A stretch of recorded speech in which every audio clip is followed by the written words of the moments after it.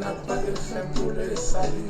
Et ce coup qui ne manque jamais au temps de la détresse. À lui soit le règne, la puissance et la gloire à jamais. Bien-aimés dans le Seigneur, je vous salue fraternellement au nom de Jésus-Christ, notre Seigneur, l'incomparable Dieu créateur, le Maître Saint et véritable Dieu créateur du ciel, la terre, la mer, tout ce qui s'y trouve, qu'il vous bénisse encore et toujours. Merci pour les questions que vous nous posez afin de mieux comprendre les Écritures comme l'un de nous. Je vous remercie pour le partage biblique que nous faisons. Je vous remercie pour les questions. Je remercie également au Seigneur de vous avoir donné l'envie et la soif de mieux comprendre les Saintes Écritures. Nous recevons plusieurs questions, mes frères, afin de venir devant l'Église et donner alors notre compréhension, afin que vous puissiez comprendre comme l'un de nous. La question sur les Juifs, les Israélites et les Hébreux, c'est une question qui m'avait été posée à très longtemps et cette persistance est toujours présente.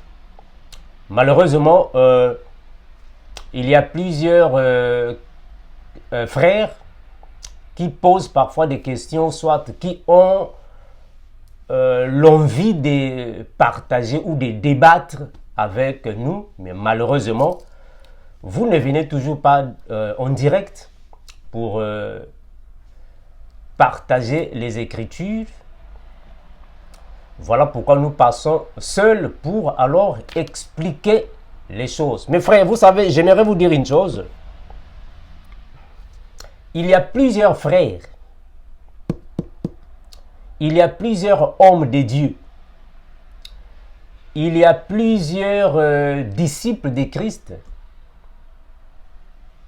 qui aiment soulever les débats dont eux-mêmes sont incapables de les supporter. Plusieurs personnes aiment soulever des sujets et sont incapables de se défendre. Vous savez, mes frères, dans la foi chrétienne, les apôtres nous ont dit qu'un vrai disciple de Christ n'a pas peur de défendre sa compréhension. Un vrai disciple de Christ doit être capable de défendre sa compréhension. Il y a plusieurs hommes de Dieu, il y a plusieurs serviteurs de Dieu qui sont comme les chiens qui aboient. Vous voyez les chiens qui aboient? Un chien, quand tu le croises dans sa maison, ou soit quand tu viens dans une parcelle, tu croises là-bas un chien. Le chien peut facilement aboyer. Les chiens qui aboient. Mais quand tu prends ce chien, tu l'amènes à l'extérieur de la maison ou de l'extérieur. Là, il ne va plus aboyer. Il va fermer sa gueule. C'est la même chose avec certains soi-disant hommes de Dieu ou certains disciples de Jésus. Quand ils sont devant leur caméra, ils aboient. Ils sont nombreux dans le média. Devant leur caméra, oh là là, devant la caméra. Mais invite-le dans un débat. Invite-le dans un partage. Ce sont les premières personnes qui poussent des raisons. Incapables de se défendre. Ils sont nombreux ici. Il y a déjà plusieurs personnes qui ont déjà essayé de corriger les enseignements du frère Armando. Ils sont nombreux dans les médias. Ils ont déjà essayé de corriger Armando. Mais quand on les invite dans un débat, un partage biblique, il y a toujours des raisons échappatoires. Mes frères, vous savez, quand vous soulevez un sujet, il faut être capable de défendre ce sujet, que ce soit en public ou en privé. Ça, c'est un conseil que je vais donner surtout aux jeunes prédicateurs. surtout à ceux qui passent dans les médias. Quand vous soulevez un sujet biblique, vous soulevez un sujet de la doctrine, vous soulevez un sujet qui a à voir avec la doctrine de Jésus, il faut être capable de vous défendre. Alors, si vous êtes incapable de vous défendre, ne soulevez pas les sujets. Laissez les sujets comme ça. C'est la même manière, c'est de la même chose avec ces sujets. Le Congo RDC, est-ce que c'est Israël? Est-ce que les Congolais de la RDC sont-ils les Israélites? C'est un sujet que vous soulevez. Alors, quand on vient sauter sur le sujet, vous êtes incapable de venir vous défendre. Et plusieurs sont dans les médias comme ça. Mes frères, j'ai toujours dit aux jeunes prédicateurs, aussi à certains hommes de Dieu, il ne faut jamais essayer de corriger un enseignant de la Bible si tu es incapable de l'affronter. Je vais répéter. Quand une personne enseigne les Écritures, quand une personne prêche l'évangile, une personne parle de Jésus, il ne faut jamais essayer de le corriger si toi-même tu es incapable de l'affronter. Ça ne sert à rien. Cela ne sert à rien. Nous corrigeons parce que nous sommes capables d'affronter ceux qui nous corrigeons. Bon, maintenant, quand vous voulez corriger quelqu'un, il faut être capable de l'affronter. Mais malheureusement, vous soulevez des sujets, vous soulevez des débats, des partages bibliques, vous soulevez des opinions dont vous-même vous êtes incapable de vous défendre. Ne soyez pas comme quand nous étions dans les années passées, quand on voyait seulement les témoins de Jéhovah, on prend la fuite. C'était comme ça, en fait. Nous aussi, on était comme ça. On était tous comme ça. Quand on voit seulement les témoins de Jéhovah venir, tu commences à te cacher des témoins de Jéhovah. Mais toi, tu es chrétien, non? Toi, tu es disciple de Jésus. Comment est-ce que tu t'es... Non, il y a beaucoup de chrétiens qui sont... Voilà, mes frères, je vous l'ai toujours dit. Mangez la nourriture solide. Soyez renouvelés. Grandissez dans la foi. Partagez les Écritures. Vous allez grandir. En réalité, un vrai disciple de Christ ne peut pas avoir peur des témoins de Jéhovah. Un vrai disciple de Christ ne peut pas avoir peur de partager les Écritures. Nous, on partage les Écritures. Que ce soit en public ou en privé. On est là. Parce que nous avons la conviction de notre compréhension. On a la conviction de notre façon de comprendre les Écritures. Donc nous sommes capables d'affronter qui que ce soit. Mais ce n'est pas la même chose avec certains chiens qui aboient. Il y a beaucoup de chiens qui aboient dans les médias. Vous êtes devant les caméras, dans vos maisons, devant la caméra. Tu es devant la caméra. Mais il faut venir. Il faut passer avec l'autre. Là, vous ne venez pas. Qu'est-ce que le frère Pierre a dit? Le frère Pierre a dit ainsi. Le frère Pierre a dit ainsi. Le frère Pierre va dire ainsi. Vous soulevez des débats, vous voulez corriger les gens, mais vous êtes incapable de venir dans les partages bibliques, en public, en direct. Vous êtes comme des chiens qui aboient. Tu es devant ta caméra, tu commences à parler, comme un chien qui aboie. Parce que tu es devant la caméra, tu parles, tu es devant la caméra. Tu es chez toi, devant ta caméra. Tu es chez toi, devant ta caméra. Il faut venir partager. Hein?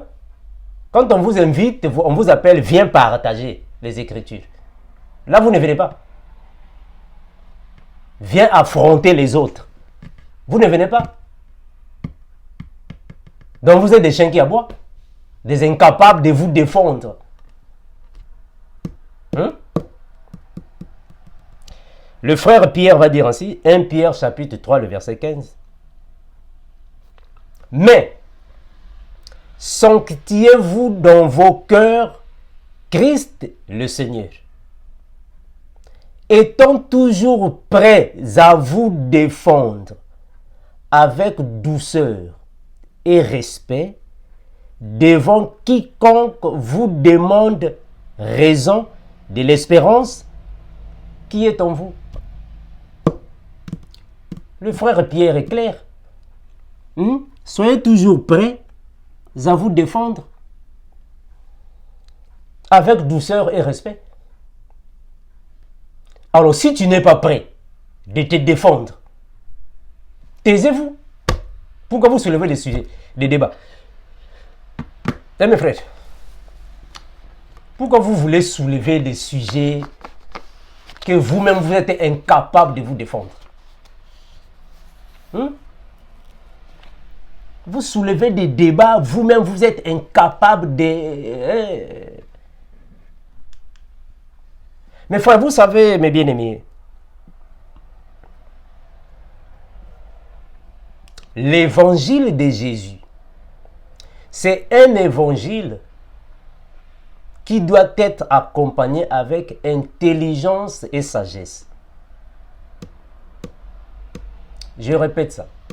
L'évangile de Jésus, intelligence et sagesse, que ce soit l'intelligence humaine, selon les hommes, et l'intelligence et sagesse divine. Voilà pourquoi j'ai toujours dit à mes frères, conformons-nous aux Écritures. Dans la Bible, le frère Paul a dit que nous pouvons venir à vous par doctrine, révélation, prophétie et connaissance. Alors, si tu ne maîtrises pas ces 4 dimensions, il ne faut pas chercher de corriger les gens. Tu peux corriger quelqu'un dans la doctrine, mais dans la révélation, il peut alors te clouer quelque part. Dans la prophétie, il peut te clouer quelque part. Alors, si tu es nul ou incapable dans la doctrine, révélation, prophétie et connaissance, il ne faut pas corriger les gens. Il ne faut pas soulever des sujets, toi-même tu es incapable de les aborder. Hein, frère? Donc, laissez les gens enseigner les Écritures. Ça va, mes frères? Laissez les gens enseigner les Écritures. Si tu es incapable de venir les affronter, il est mieux de se taire pour ne pas être comme les chiens qui aboient. Il y a beaucoup de chiens qui aboient dans les médias là. Devant la caméra. Tu es devant la caméra. Tu es devant ta caméra. Si réellement tu es capable de défendre ta compréhension, viens en direct avec les autres.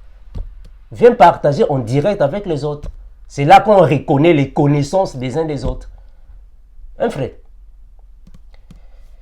Bon, mais bien aimé, dernièrement, bon, comme d'habitude, je reçois toujours des questions, des partages bibliques.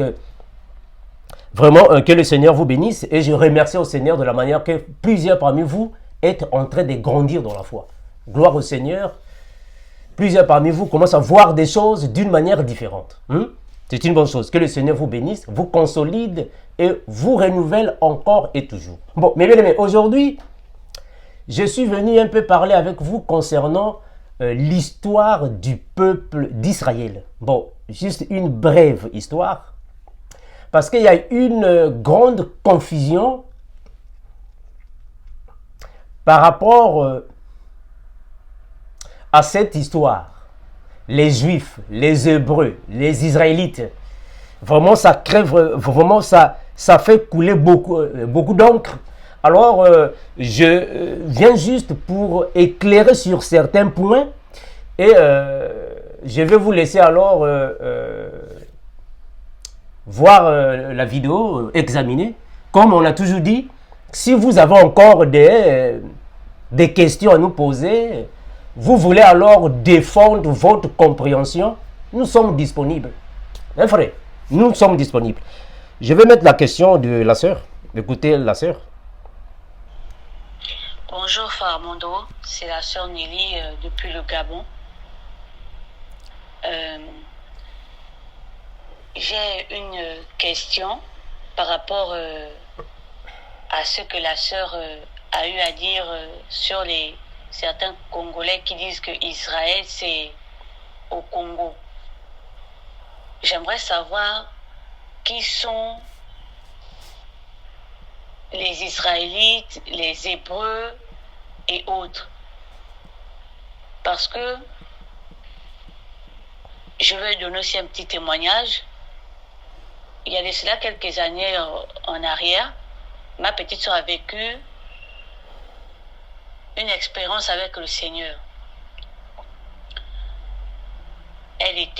On était au terrain familial encore. Elle était dans la chambre assise et elle était là, elle regardait le mur. Elle croyait en fait qu'elle hallucinait. Elle me dit qu'elle frottait les yeux. Et elle regardait encore bien. Elle voit des personnes qui marchaient sur le mur. Des personnes habillées de la manière de l'époque là. Ils avaient des habits, des gens de temps ancien là. Et il y avait les animaux. Donc, quand elle regardait sur le mur, elle a vu des personnes qui marchaient. Elle croyait qu'elle hallucinait. Elle voyait des personnes qui marchaient sur le mur. C'était en fait une vision, mais elle n'avait pas compris autant là. C'est en 2020, quand elle a reçu le Saint-Esprit avec les événements qu'elle a eus dans sa vie et autres, qu'elle m'avait expliqué ça quand elle avait fait un tour ici au Gabon. Puisque là, elle est en France. Donc elle dit qu'elle regardait au mur comme ça, elle voit des personnes qui marchaient avec des habits anciens là. Il y avait des animaux, des ânes, des chameaux. Ils marchaient dans le désert. Après, elle a entendu la voix audible. Elle a entendu une voix qui lui a dit « C'est ainsi que je vous ai fait sortir d'Égypte. » Elle a paniqué, elle a pris peur. Elle s'est dit « Mais qu'est-ce qui m'arrive? C'est quoi ?» Elle est sortie de la chambre en courant.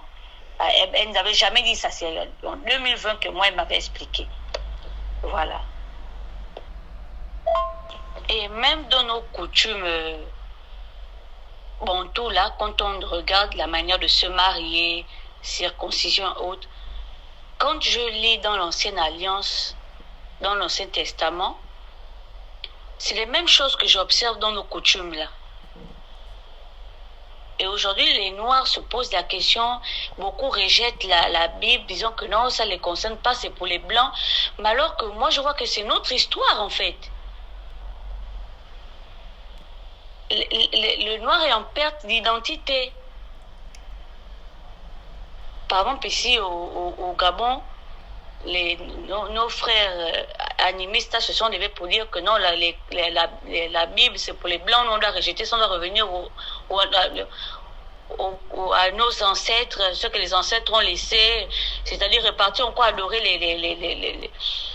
les objets, quoi, les feuilles et autres. C'est ça que la spiritualité que nous, on doit retourner. Donc retourner à leur source, c'est ça.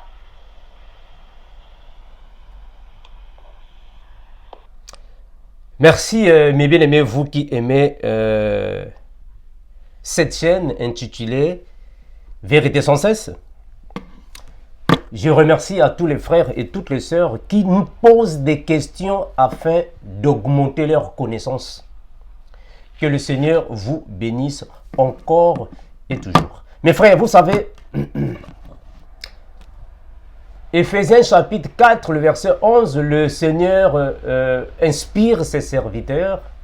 Le frère Paul a dit que Dieu a établi les apôtres, les prophètes, les évangélistes, les docteurs, les pasteurs, afin que les saints puissent être perfectionnés. Ce sont les serviteurs de Dieu établis qui perfectionnent les saints de l'Église. Donc, les questions d'un enfant de Dieu, ce n'est pas Dieu qui viendra te répondre les questions de Genèse à Apocalypse. Hein, frère?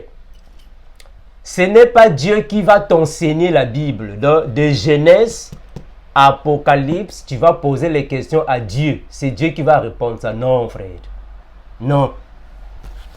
Ce sont les ministres qui sont établis. C'est eux qui répondent aux questions de l'Église. Ce n'est pas Dieu qui viendra enseigner l'Église, la Bible.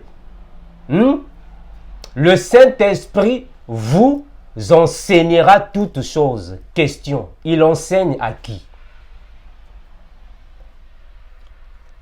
Mes frères, ce n'est pas pour rien que Dieu a établi les ministres dans l'Église. C'est pour enseigner les saints. Regardez l'eunuque éthiopien. Il partait adorer à Jérusalem.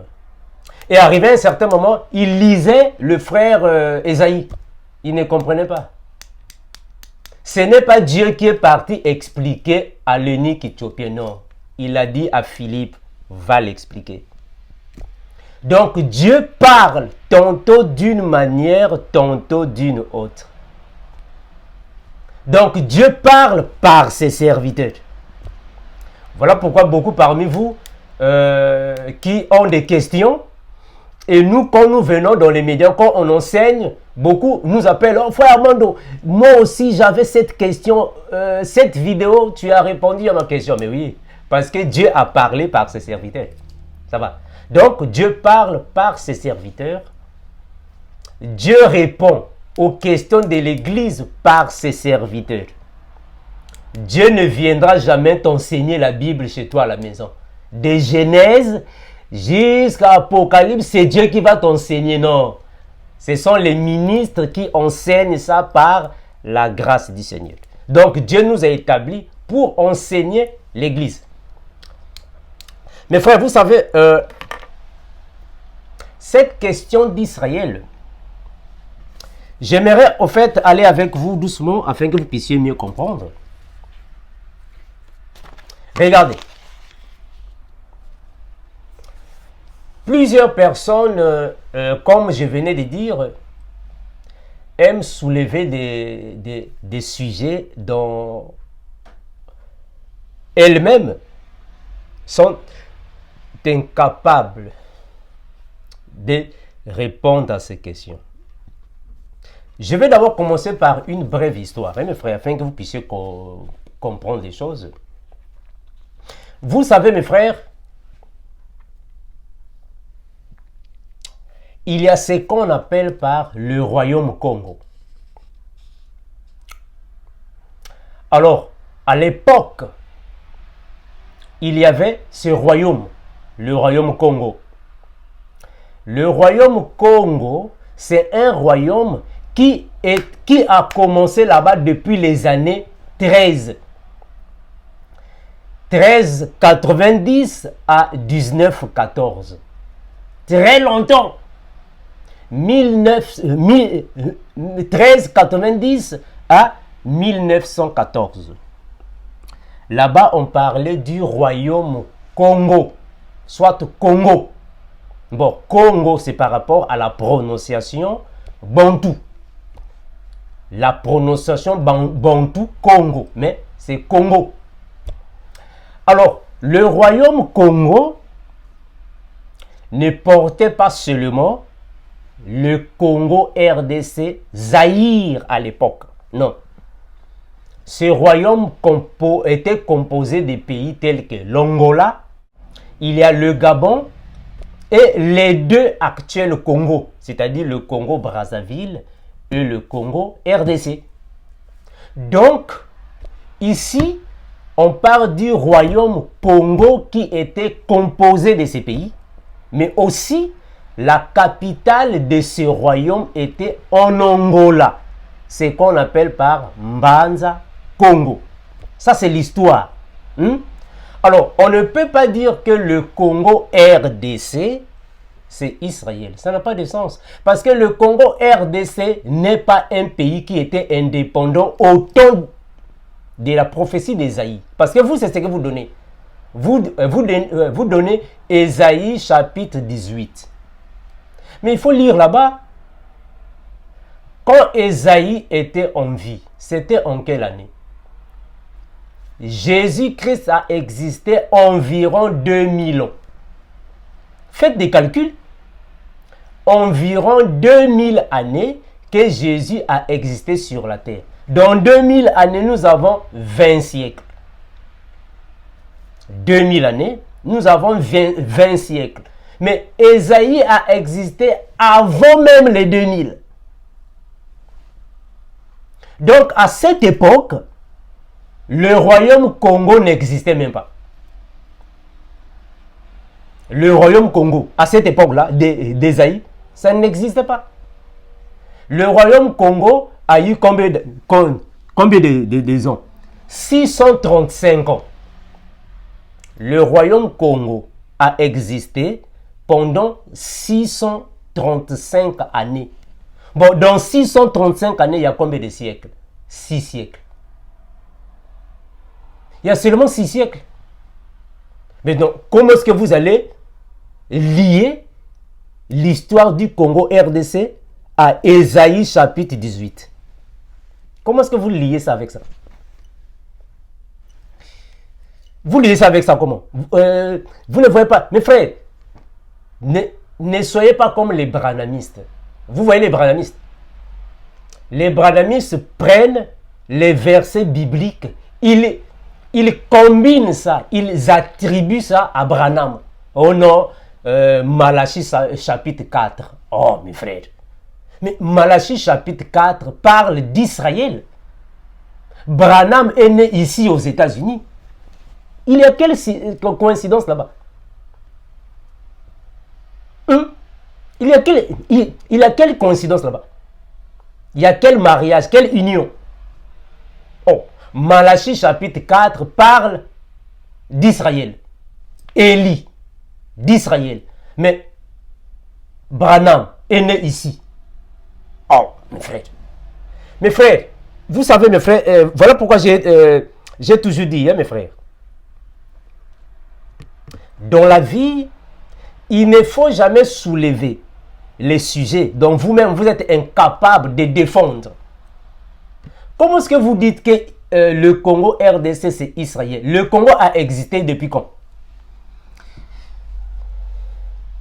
Le Congo a eu son indépendance en quelle année? 1960. Le Congo RDC a eu son indépendance 1960. Combien d'années? Ou soit combien d'années là-bas? 65 ans. Donc le Congo RDC n'a que 65 ans. Même pas un siècle. Ah mes frères, c'est compliqué, hein, franchement. C'est dur, hein.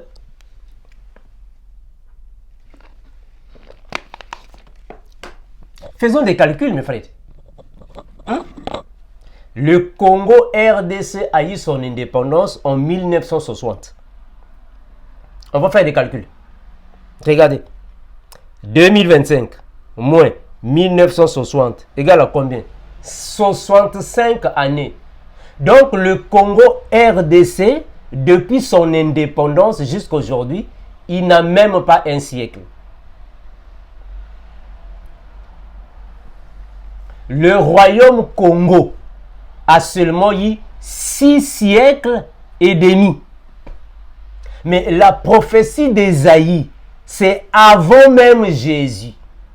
Or, Jésus a existé environ 2000 années. Mais frère, vous ne voyez même pas qu'il n'y a pas de coïncidence avec ça. Hein, frère, faites vos calculs, non? Vous ne voyez même pas qu'il n'y a pas de coïncidence. Et vous n'allez pas nous dire que non, frère, parce que j'ai lu quelques commentaires ici concernant le sujet. Mais frère, ça ne tient toujours pas. Ça ne tient pas, mes frères. Il ne faut pas que mes frères, il faut connaître l'histoire. Il faut connaître l'histoire avant de défendre la doctrine. Si tu ne connais pas l'histoire, arrête avec la doctrine. Hein, frère? C'est important. Donc, nous disons que le Congo de la RDC n'est pas Israël. Non. C'est pas Israël. Si peut-être votre question était, est-ce que les Noirs africains sont les Israélites? Ah là, la question est claire. Mais frère, il faut bien poser les questions. Voilà pourquoi dernièrement je vous avais dit ainsi. Quand vous posez la question, est-ce qu'un chrétien peut-il être polygame? Mais nous disons oui, il peut être polygame. Mais est-ce qu'un chrétien peut-il devenir polygame? Là, la question est différente. Ce n'est pas la même question. Il y a deux questions différentes. C'est comme si je disais aujourd'hui, est-ce qu'un chrétien peut-il avoir des tatouages? Mais oui, le chrétien peut avoir des tatouages. Maintenant, si je pose la question, est-ce qu'un chrétien peut-il se tatouer? Là, c'est différent. Un chrétien peut-il se tatouer? Nous disons non. Un enfant de Dieu peut-il se tatouer? Non. Un enfant de Dieu ne peut pas se tatouer. Mais alors, il peut avoir des tatouages. Ce n'est pas la même chose. Parce que cet enfant, parce qu'une personne qui était dans le monde, là-bas dans le monde, il a eu des tatouages. Ou elle a eu des tatouages. Après, la personne s'est convertie. La personne est devenue maintenant, bon, je suis maintenant disciple de Jésus. Mais il a eu des tatouages dans le monde. C'est comme quelqu'un, un homme qui avait troué l'oreille. Un homme qui avait troué son oreille quand il était dans le monde. Il a troué l'oreille. Et après là-bas dans le monde, il reçoit le Seigneur, il vient à Christ. Il est maintenant enfant de Dieu. Mais son oreille est trouée. Donc, est-ce qu'un enfant de Dieu peut-il trouer l'oreille? Non. Mais peut-il avoir l'oreille trouée? Oui. Mais frère, comment est-ce que vous posez les questions? Soit, comment est-ce que vous voyez les choses de Dieu? Donc, nous dire que est-ce que les Congolais de la RDC, c'est-à-dire, est-ce que la RDC c'est Israël? Mais mes frères, mais non. La question est non. Est-ce que les Congolais de la... Est-ce que le Congo RDC c'est... Non. Mes frères, vous savez, je vais vous dire une chose, mes frères. Parce que ici, je suis en train de parler de l'histoire. Hein? Ici, je suis en train de parler de l'histoire. Alors, il faut comprendre, mes frères, que bon, moi, au fait, ici aux États-Unis, j'ai fait mon baccalauréat ici. Je vais chercher ce mot-là, on dirait que ce mot-là m'échappe. J'ai fait mon baccalauréat ici aux États-Unis. Alors, quand j'ai passé mon baccalauréat, on nous a parlé de l'histoire du peuple américain. Et l'histoire du peuple américain est liée à l'histoire des Israélites. C'est-à-dire l'histoire des Noirs américains. Oh, pardon. L'histoire des Noirs africains. C'est lié à ça. Vous savez, je vais chercher un mot ici, ça m'échappe un peu. Donne-moi juste un peu de temps. Oh, il y a un mot là qui m'échappe. Il y a un mot qui m'échappe. Vous savez, mes frères, pour ceux qui ont étudié ici aux États-Unis, voilà. Pour vous qui avez étudié ici aux États-Unis, je vous conseillerais d'avoir quelques connaissances sur l'histoire des Trial of Tears. Pour ceux qui connaissent ça, The Trial of Tears, C'est une histoire américaine qui explique en réalité l'origine de ce pays. C'est la même chose avec l'histoire des Noirs africains. Si réellement vous êtes, vous êtes curieux, bien sûr, vous voulez augmenter vos connaissances, The Trial of Tears, c'est-à-dire que c'est dans cette histoire, les Européens ont chassé les Indiens de la terre américaine. Je vais dire que les vrais Américains, ce sont les Indiens. C'est eux qui sont les vrais Américains. Les fils du pays, ce sont les Indiens. Parce que à l'époque, les Indiens, dans leur pays, ils se nourrissaient de la chasse, des animaux.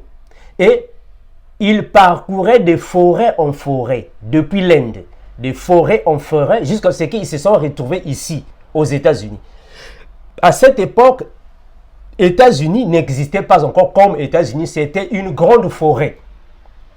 Les premiers habitants, les premiers chasseurs, les premiers immigrés étaient les Indiens, mais quand ils sont arrivés ici, le pays était une forêt. Alors, ils ont pris la terre, ils se sont implantés ici.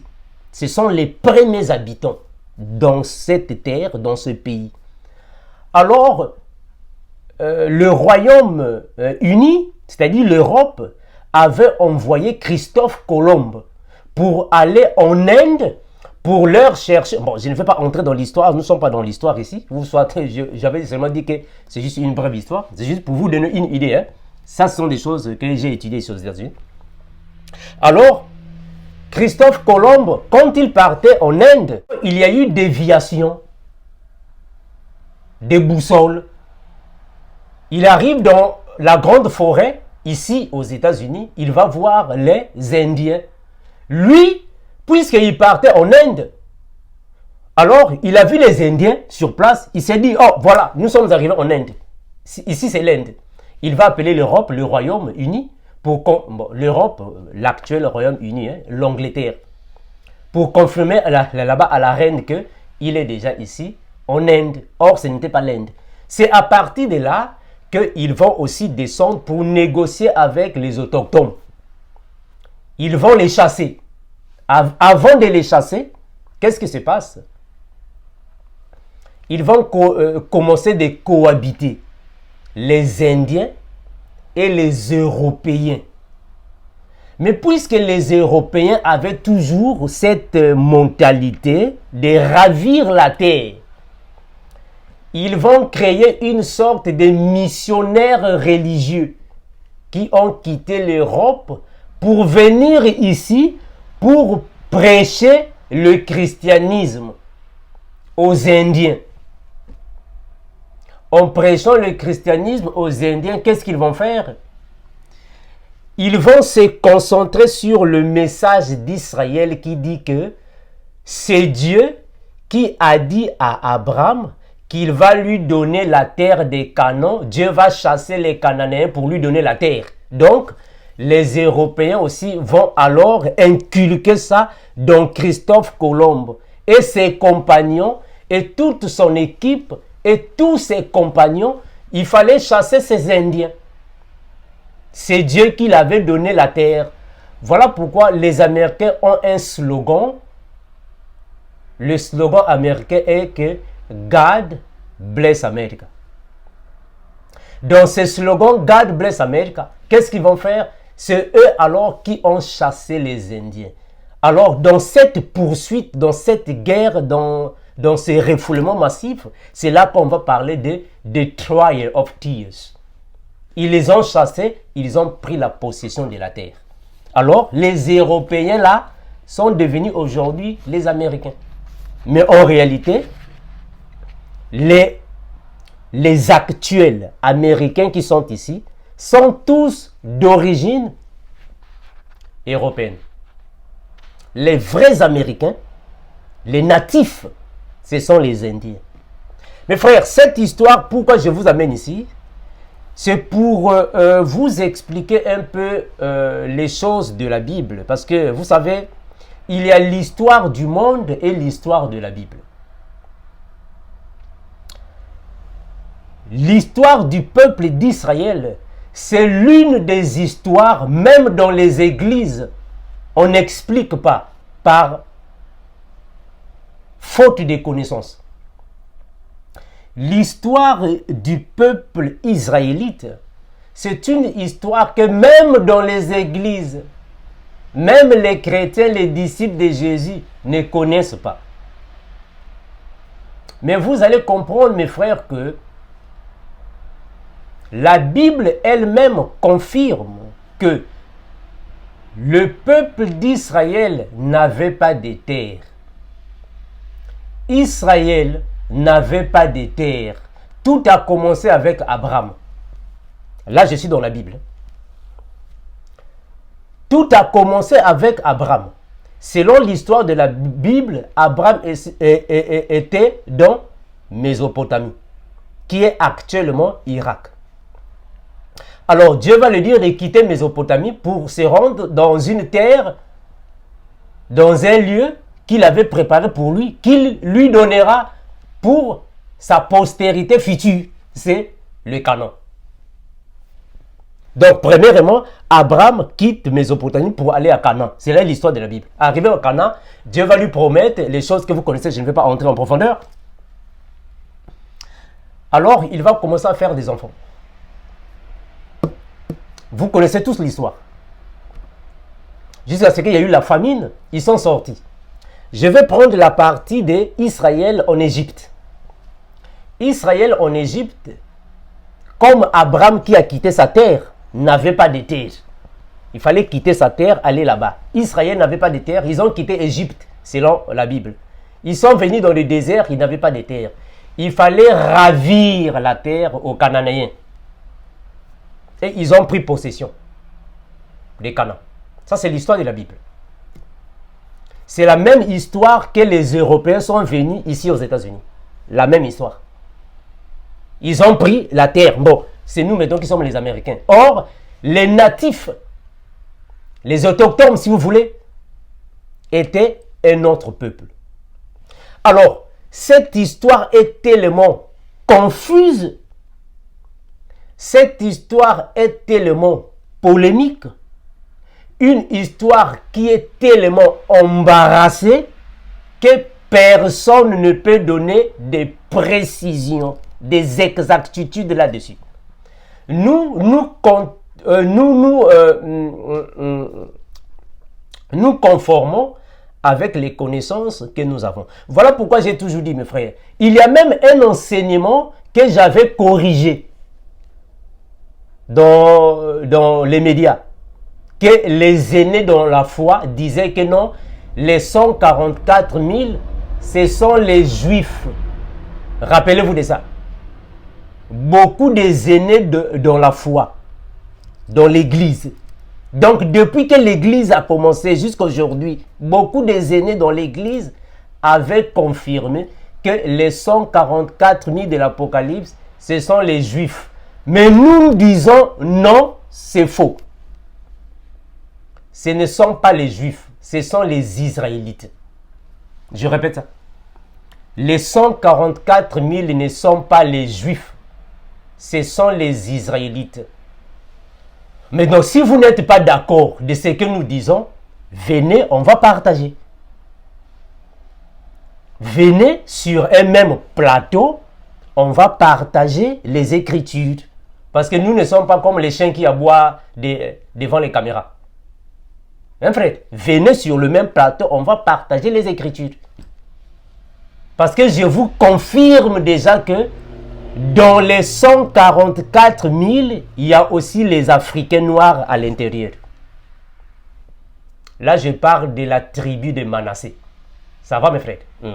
La tribu de Manassé, ce sont les Africains qui sont dans les 144 000. Et en plus, les 144 000, ce sont les Africains. Ce sont les Noirs africains. Mes frères, je vais vous dire une chose. Regardez.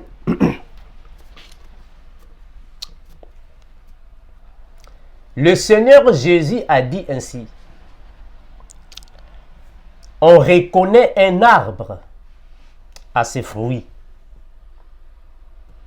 On reconnaît un arbre à ses fruits. De la même manière, on reconnaît un peuple à ses coutumes et ses traditions. Je répète ça. On reconnaît un arbre à ses fruits. De la même manière, on reconnaît un peuple à ses coutumes et ses traditions. Prenons d'abord la Bible. Prenons d'abord la Bible. Examinons ensemble les coutumes et les traditions de la Bible. Comme la sœur Nelly, depuis le Gabon, elle a épinglé un peu sur la circoncision, les traditions africaines qui sont dans la Bible. Mais elle a raison. Ce que la sœur Nelly a dit, c'est ça la vérité. Mes frères, dans la Bible, ici, les coutumes et les traditions de la Bible, ce sont les coutumes et traditions des Africains. C'est pour les Africains. Commençons d'abord depuis Adam et Ève. Regardez. Au temps d'Adam et Ève, je vais commencer depuis Adam, je vais descendre petit à petit. Au temps d'Adam et Ève, il y avait un fils qui s'appelait Caïn. On avait déjà dit que Adam et Ève ont eu plusieurs enfants. Pas seulement Caïn et Abel, plusieurs. Il y a un fils, le premier, qui s'appelait Caïn. Caïn va tuer son frère Abel. Et Dieu va parler avec Caïn. Caïn devrait alors s'éloigner de la maison parentale, ou soit de la famille de ses parents. Mais regardez une chose. Caïn avait peur de quitter papa et maman. De peur que quelque part là-bas, quelqu'un pouvait les retrouver et les tuer. Ça aussi, c'est déjà un enseignement que nous allons parler. En réalité, il n'y avait personne. Même quand la Bible dit qu'il est parti dans le pays des Moab, il n'y a personne là-bas. Des Nodes. Le pays des Nodes signifie un lieu inconnu. C'est ça le pays des Nodes. Voilà pourquoi on a toujours dit il faut faire attention avec Louis Ségon. Il faut faire attention avec la Bible Louise Ségon. Ça aussi, c'est encore une autre chose que nous, disciples, nous avons. Il faut faire attention avec la version Louise Ségon. Il faut faire très attention. Voilà, le pays des Nodes signifie une terre inconnue, c'est-à-dire un lieu inconnu. On ne sait pas où. Et personne ne vivait là-bas. Parce que c'était la première famille que Dieu a mis sur la terre. Alors, Caïn, avant d'aller, Dieu devrait lui marquer un signe. Mes frères, quand Dieu marque un signe sur le front de Caïn, je ne suis pas dans la révélation, je suis dans la doctrine. C'est une coutume, ou soit, si vous voulez, une tradition, si vous voulez, du peuple africain. Aujourd'hui, en Afrique, on reconnaît les tribus par les signes au visage. Aujourd'hui, en Afrique, on reconnaît les tribus par les signes au visage. Donc, cette pratique de Caïn, jusqu'à aujourd'hui, ça continue en Afrique. Dans certains villages en Afrique, on reconnaît tout membre d'une certaine tribu par les signes au visage. Ça continue. Alors, Adam et Ève vont commencer à faire des enfants. Vous allez constater que les enfants qu'il faisait, il leur donnait le nom par rapport à une histoire, un événement. Je vais lire un passage, regardez. C'est la même chose avec nous les Africains. Les Africains, c'est l'une de leurs coutumes. C'est-à-dire qu'on donne les noms aux enfants par rapport à une circonstance, un événement. C'est comme moi, Armand. Je vous donne un exemple. Moi, Armand, je m'appelle qui? Je m'appelle Armando Ngoma Kinanga.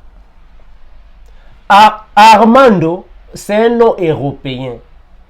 Ngoma, c'est un nom africain, ce qui signifie le tam-tam. Kinanga, c'est un nom africain qui signifie un esclave. Dans d'autres tribus, ça signifie un danseur. J'espère que je vous avais déjà parlé de mon histoire. Le nom de Kinanga, c'est un nom historique que mon grand-père avait donné à mon père parce que tous les enfants qu'il mettait au monde, les sorciers les bouffaient, ou soit les mangeaient, bon, les ensorcelés. Donc, quand ma grand-mère mettait au monde, chaque enfant, les sorciers prenaient. Les sorciers tuaient. Les sorciers tuaient. Les sorciers tuaient. Oh, mon grand-père a dit, oh, mais comment est-ce que tous les enfants que je mets au monde, les sorciers les tuent? Les sorciers les tuent. Donc, mes enfants, je ne peux plus avoir des enfants. Alors, à la dernière minute, ma grand-mère va mettre au monde mon père. Quand mon grand-père a vu cela, un garçon, qu'est-ce qu'il a dit? Bon, c'est lui là aussi, les sorciers vont seulement le tuer. Bon, donc, il s'appelle Kinanga. Kinanga signifie un esclave des sorciers. C'est-à-dire, on va seulement le manger par les sorciers. Donc, les noms étaient symboliques. Je remercie le Seigneur de la manière que je suis maintenant un Kinanga de Jésus. Mes frères, je vais vous lire un passage. Regardez comment est-ce que on donnait les noms. Regardez, je suis dans la Bible. Je suis dans la Bible, je vais prendre un passage. La Bible va dire ainsi. Regardez, je suis dans Genèse. Genèse. Je suis dans Genèse, je vais chercher un passage. Je vais chercher un passage. Je suis dans Genèse, je vais montrer ici un passage afin que vous puissiez comprendre en réalité l'habitude d'attribuer les noms significatifs aux enfants a commencé depuis Genèse. Commencez depuis Genèse. Je suis dans Genèse chapitre 4. Prenons le premier verset. Genèse 4, le verset 1er. Adam connut Ève,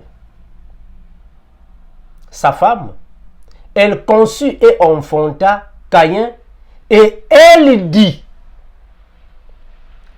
Ève a dit, j'ai formé un homme avec l'aide de l'Éternel. Ça, c'est l'explication du nom de Caïn. Donc, quand Ève va mettre au monde Caïn, Ève va attribuer une histoire à son fils. Il dit non, mon fils ici, il va correspondre à une histoire que j'ai traversée dans ma vie. C'est-à-dire, j'ai formé un homme avec l'aide de l'Éternel. Donc, son nom, c'est Caïn. Donc, Caïn signifie, j'ai formé un homme avec l'aide de l'Éternel. Et cette coutume est restée avec plusieurs peuples, notamment le peuple noir. Regardez, je prends encore un autre passage. Hein. Je suis toujours dans Genèse chapitre 4. Prenons le verset 25. La Bible dit ainsi. Adam connut encore sa femme, elle enfanta un fils et l'appela du nom de Seth. Donc on comprend ici que Adam et Ève avaient d'abord eu Caïn, Abel, Seth. Et les autres enfants sont venus après. Ça va. Un fils, elle l'appela du nom de Seth, car dit-elle, Dieu m'a donné un autre fils à la place d'Abel que Caïn a tué. Donc, le nom de Seth est attribué à Dieu m'a donné un autre fils à la place d'Abel que Caïn a tué. Cette coutume-là, cette habitude continue aujourd'hui jusque dans nos pays. C'est comme on a donné le nom de Judas. Regardez, Jacob a 13 enfants. Il va appeler les 12 et il va commencer alors à leur donner des bénédictions. Le nom de Judas signifie ceci. Benjamin. Ça, c'est l'habitude. C'est une coutume qui continue jusqu'à aujourd'hui en Afrique. C'est différent avec les autres peuples. Ça, c'est vrai. C'est différent avec les autres peuples. Regardez, mes frères. La sœur a parlé de la circoncision. Mes frères, comprenez que la circoncision n'est pas un acte médical. Non. Je répète, la circoncision n'est pas pour l'hygiène. Comme certaines personnes pensent, non, vous savez, il faut circoncire les petits garçons, c'est à cause de l'hygiène. Non, frère. La circoncision est un rituel. C'est une cérémonie. C'est la Bible qui le dit, non? J'espère que vous voyez là où je suis. Donc, la circoncision, c'est une alliance entre Dieu, premièrement, et Abraham. C'est la même chose que Dieu va faire avec Noé. Dieu a dit à Noé, Noé, je ne tuerai plus les hommes par les déluges. Voici l'arc-en-ciel. L'arc-en-ciel marquait l'alliance entre Dieu et Noé. La circoncision, c'est l'alliance premièrement entre Dieu et Abraham et sa descendance. Je répète. La circoncision, c'est une alliance. C'est un rituel. Au temps de Moïse, cela devient un rituel. Premièrement avec Abraham et sa descendance. Et cette alliance, ces rituels, c'est une cérémonie aujourd'hui en Afrique. Ici, dans les pays modernes, on circoncie les enfants pour l'hygiène. Est-ce que vous me saisissez? Ici, en Occident, dans les pays développés, dans les hôpitaux, on circoncie les petits enfants, les enfants mâles, pour l'hygiène du corps. L'hygiène, la propriété, les soins médicaux. Mais en réalité, dans la Bible, la circoncision est un rituel. C'est une cérémonie. C'est un acte spirituel. C'est une alliance. Je vais lire un passage. Regardez ce que la Bible dit. La Bible va dire ainsi. Et ce rituel est lié aux traditions africaines. Je vais lire un passage. La Bible va dire ainsi. Je vais seulement lire un passage, mais sinon, ce sont des choses que je dis et que vous connaissez déjà. La Bible va dire ainsi. Je vais lire un passage afin que vous puissiez comprendre. Je suis dans Actes des Apôtres, chapitre 15. Actes, chapitre 15, le verset 1er. Quelques hommes venus de la Judée enseignaient les frères en disant, si vous n'êtes pas circoncis selon le rite de Moïse, vous ne pouvez être sauvés. Ici, nous sommes dans la doctrine. Le rite de Moïse, c'est-à-dire le rituel. Donc, c'était une pratique traditionnellement spirituelle, la circoncision. C'est le peuple africain. Ça est dans la Bible. Bon, maintenant, je pose une question. est-ce que Israël actuel pratique la circoncision comme le rite de Moïse? Vous pouvez répondre dans les commentaires. Hein. Attention, ici, je vais marquer la différence entre le pays d'Israël et le peuple israélite. Je répète ça. Ici, je suis en train de faire la différence entre le pays d'Israël et le peuple israélite. Attention mes frères, je suis précis en ça. Je suis très précis. Je ne parle pas du pays d'Israël que vous voyez là-bas. Non, je parle du peuple israélite. Les enfants de Jacob, les Israélites. Je ne parle pas de la terre, mais je parle du peuple. C'est pas la même chose. Hein? C'est pas la même chose. Voilà pourquoi je vous ai donné l'exemple des États-Unis. Ça va? Je vous ai donné l'exemple des États-Unis. Les Indiens, les natifs, les propriétaires de la terre et les Européens qui sont venus naître ici sont devenus les Américains. Alors, mes frères, regardez, mes bien-aimés, ce que je dis ici, qu'on reconnaît un peuple à ses coutumes et ses traditions. Nous comprenons que la circoncision est bel et bien un rite ancestral, une pratique ancestrale africaine. Alors, mes frères, il y a encore une autre chose dans la Bible que vous pouvez lire, que vous connaissez, qui est le mariage, les mariages de Jacob. Les mariages de Jacob. Il a pris Léa, il a pris Rachel, il a pris... Comment est-ce que Jacob les mariait? C'est en travaillant. C'est-à-dire que Jacob n'a pas travaillé à part, il a pris l'argent, il est venu donner au père non, je suis venu donner la dot. Non. Jacob travaillait pour avoir une femme. Donc, Jacob devait travailler en récompense.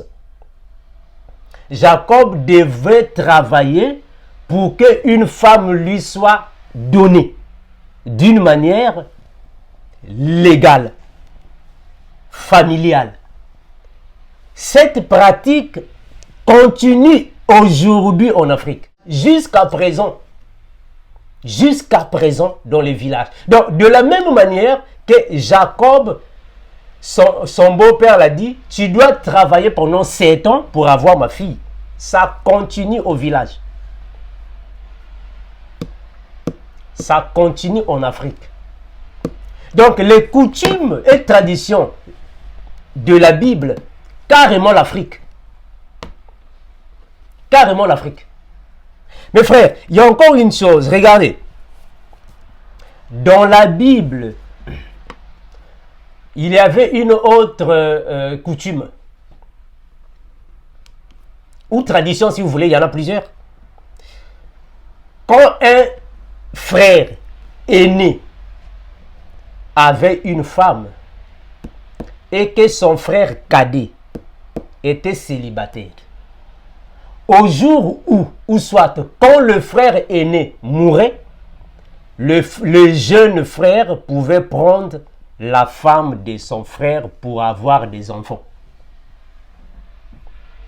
Bon, attention ici, je suis en train de dire ça dans un cas général, hein, parce que dans la Bible, on a parlé des frères. Hein, des frères, c'est-à-dire un frère qui a une femme, une fois que le frère meurt, son frère peut prendre la femme pour avoir des enfants. C'est-à-dire prendre la femme du défunt.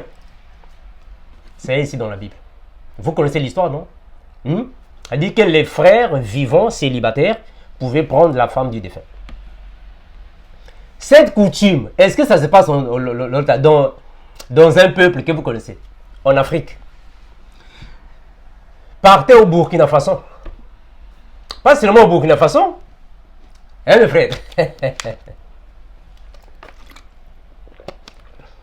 Pas seulement au Burkina Faso, il y a plusieurs peuples africains. qui continuent de pratiquer ça. Donc, quand le frère meurt, le frère vivant, célibataire, pouvait prendre la femme de son frère pour avoir des enfants. Ça est dans la Bible. En Afrique, ça continue. Donc, cela prouve à suffisance que les Noirs africains sont réellement aussi des Israélites. Ce sont les Israélites. Parce que leurs coutumes sont ici dans la Bible. Je prends un autre cas, mes frères. Quand le frère Paul et le frère Pierre parlent de tresser les cheveux, les femmes aux cheveux tressés, les femmes pour prier, prophétiser, il faut mettre le voile. Les femmes doivent être soumises. Bon, mes frères, regardons les choses au clair, mes frères. Quel est ce peuple-là dont les femmes, dont la majorité, doivent avoir les cheveux tressés? Quel est ce peuple? Les femmes doivent avoir des cheveux tressés. Ce sont les Noirs africains. C'est le peuple africain, non? Ça, c'est vrai. Vous allez vous dire, non, mes frères, mais il y a aussi les femmes occidentales qui tressent les cheveux. Mais c'est seulement 2%. C'est 2% seulement. Ou 1%. Mais 100% ou 99% des femmes noires africaines doivent avoir des cheveux tressés. Donc, c'est une culture africaine. C'est une culture africaine. Les femmes tresser les cheveux est une culture africaine. Parce que la majorité des femmes occidentales n'ont pas de cheveux tressés. Mais frère, vous savez, il y a ce qu'on appelle par les dispersés. Hein? Parce qu'en réalité, quand la Bible parle des dispersés, ce sont les Africains. Parce que constatez une chose, mes frères. Les Jamaïcains, eux-mêmes, ils ont comme slogan Africa is our motherland. Moi, j'ai travaillé avec beaucoup de Jamaïcains. J'ai travaillé avec beaucoup de Jamaïcains. Et tous les Jamaïcains ont un slogan. Africa is our motherland. Tous les Jamaïcains, ils savent ça. C'est-à-dire que l'Afrique, c'est notre mère patrie. Donc les Jamaïcains, en réalité, ce sont les Noirs africains qui sont, à cause de l'esclavage, déportés. Retenez le mot déporté. Retenez le mot déporté. C'est important. Déportés dans d'autres pays. C'est comme les Haïtiens. Mais en réalité, leurs aïeux, ce sont des Noirs africains. Non? Les Martiniquais, leurs aïeux viennent d'Afrique. Les Guadeloupéens, leurs aïeux. Les Brésiliens, c'est un mélange. Les Cubains, mélange. Même les Indiens, mélange. Donc, on peut retrouver dans plusieurs, dans ces peuples-là, des traces africaines. On retrouve ça. Pourquoi? Mais parce que c'est le peuple qui a subi alors plusieurs déportations. L'esclavage. On les déportait, ils se sont dispersés. Il y a aussi la dispersion de la Bible. Hein. Je vais arriver là-bas, je vais vous en parler. Voilà pourquoi j'ai dit auparavant que l'histoire du peuple d'Israël, c'est une histoire qui est tellement confuse, tellement difficile à donner des précisions, parce que c'est un mélange maintenant de peuples, de races.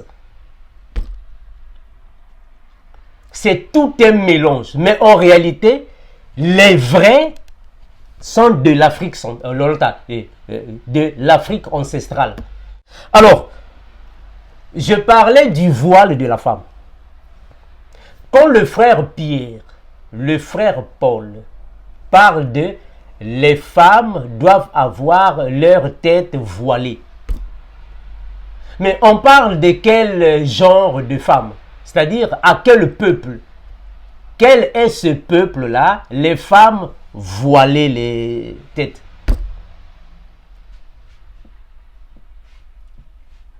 Mais frère, ça ce sont les traces africaines.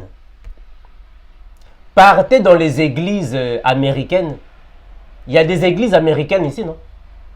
Il y a des églises européennes. Il y a des églises partout. Partez dans ces églises. Est-ce que leurs femmes ont des têtes voilées, les cheveux tressés? Non. C'est une culture de l'Afrique. Même quand la Bible parle de la soumission, femmes, soyez soumises à vos maris. Vous croyez que la soumission, c'est un peuple qui a cette... Hein, frère? Quand on parle de la soumission, on parle à un certain peuple.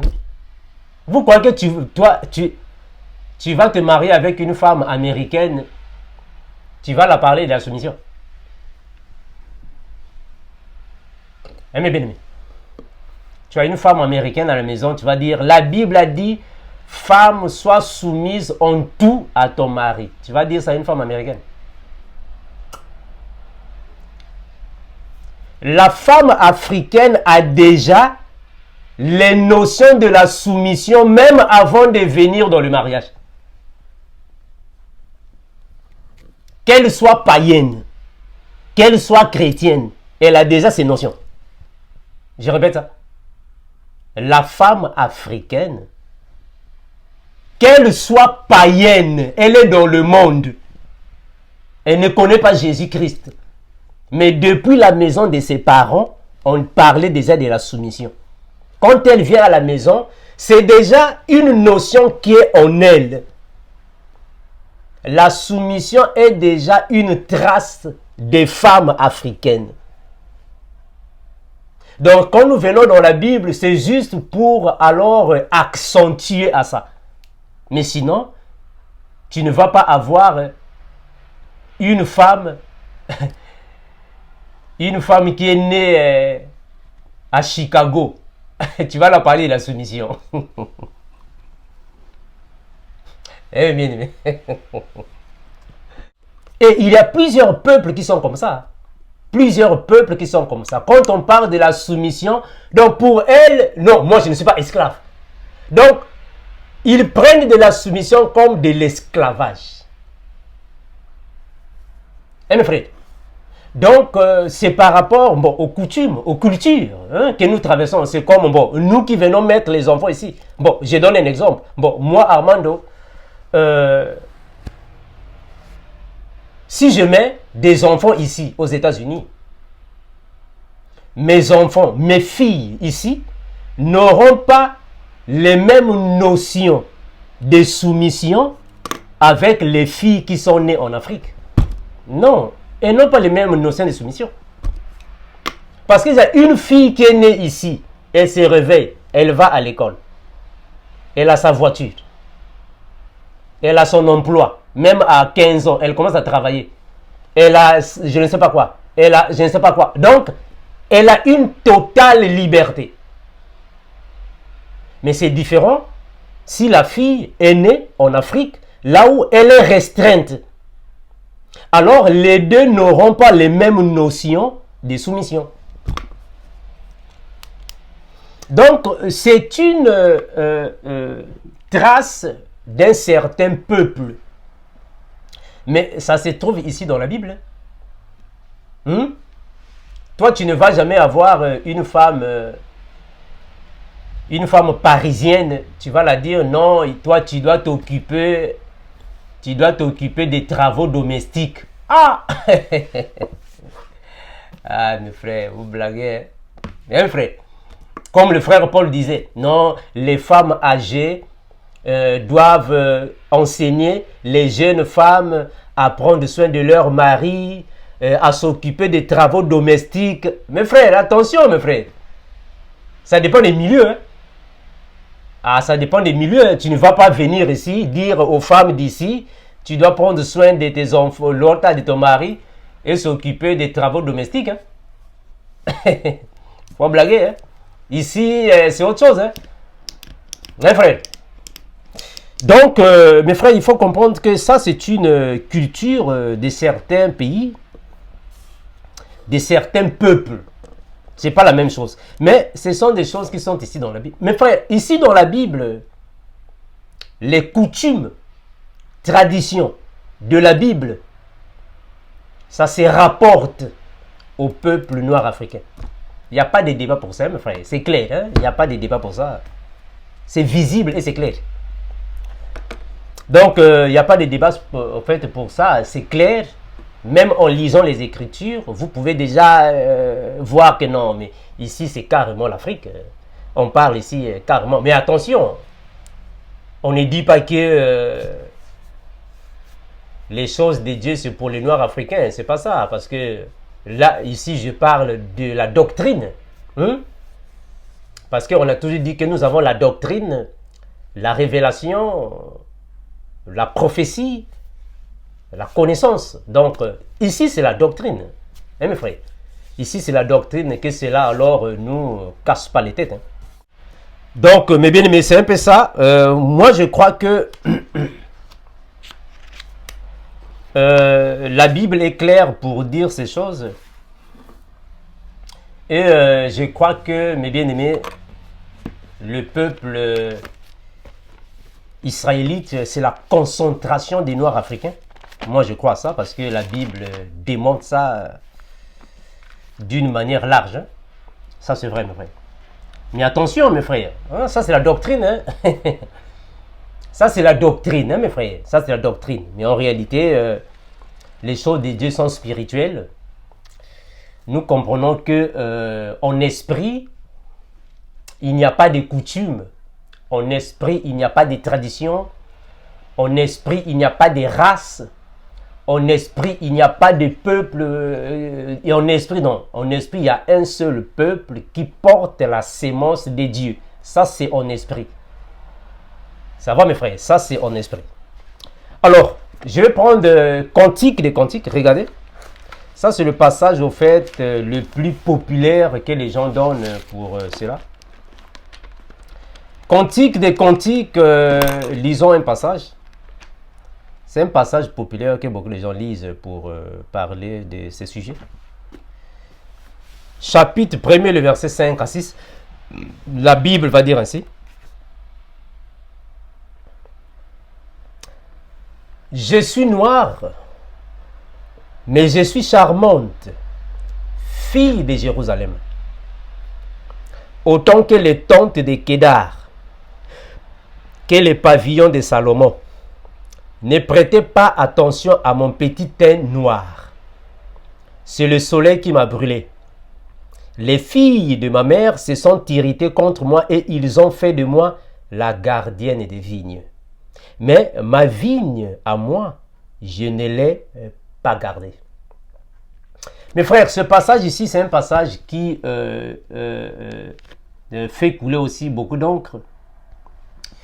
Un passage également aussi que beaucoup de gens prennent pour confirmer en réalité que les filles de Jérusalem étaient noires. Dans d'autres versions, on parle de bronze. Bon, ici nous sommes dans la doctrine, comme je l'ai dit, nous ne sommes pas dans la révélation, hein, parce que il n'y a pas de révélation sans doctrine. Il faut d'abord passer par la doctrine avant de donner la révélation. Donc, la révélation ne peut jamais exister sans la doctrine. Donc, nous comprenons que ici, c'est réellement les filles de Jérusalem étaient des noirs. Les filles de Jérusalem étaient noires dans la doctrine.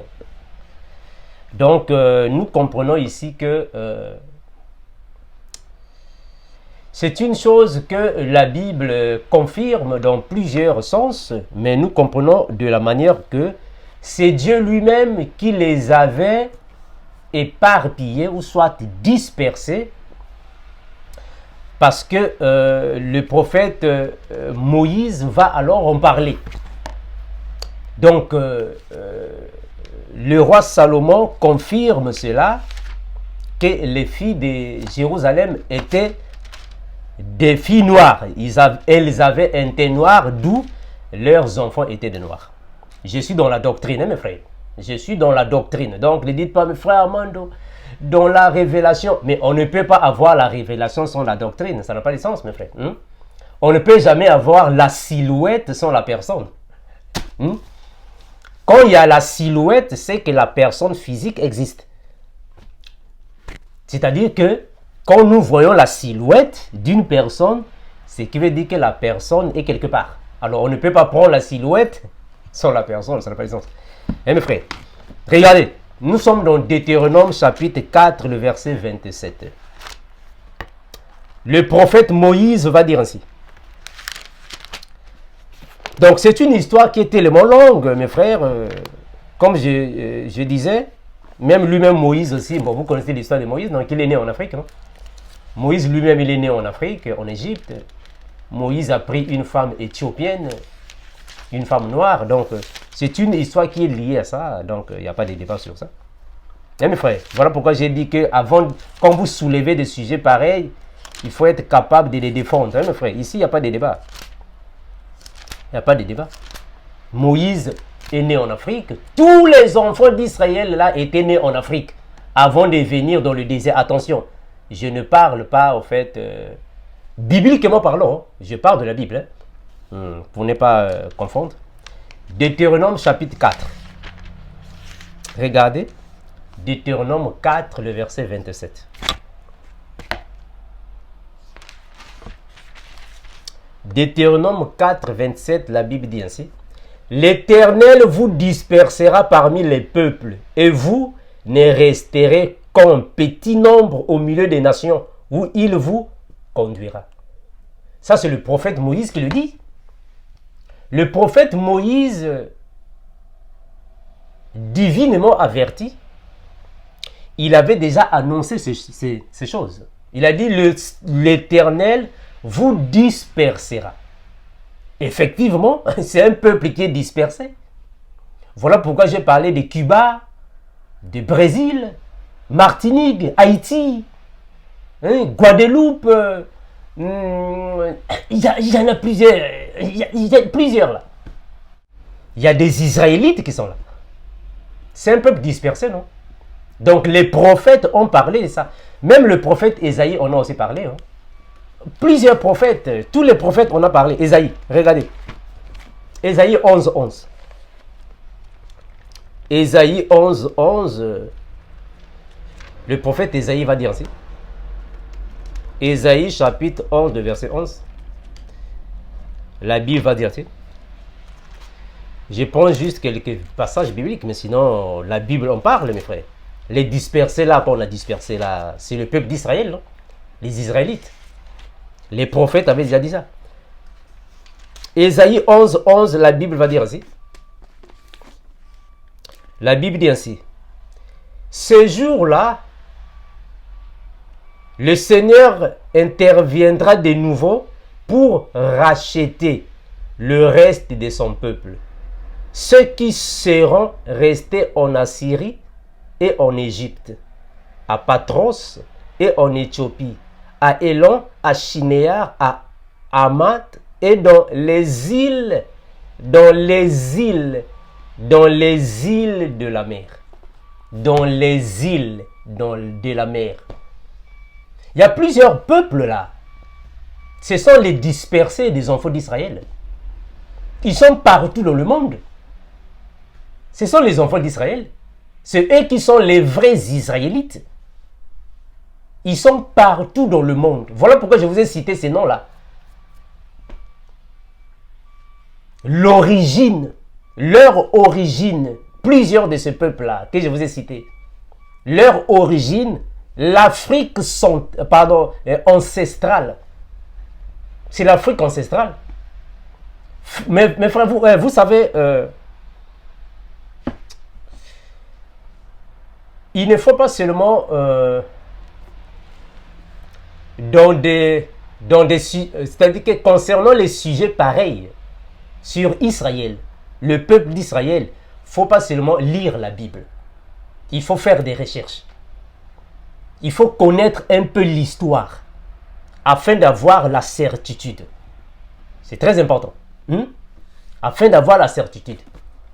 Parce que il faut que vous puissiez savoir que la Septante avait été écrite en Afrique. La Septante. Je ne sais pas si vous connaissez la Septante. Vous connaissez ça, non? La Septante. Attendez. Je vais lire quelque chose ici. Je vais lire ça ici. Attendez. La Septante était écrite en Afrique, en Égypte.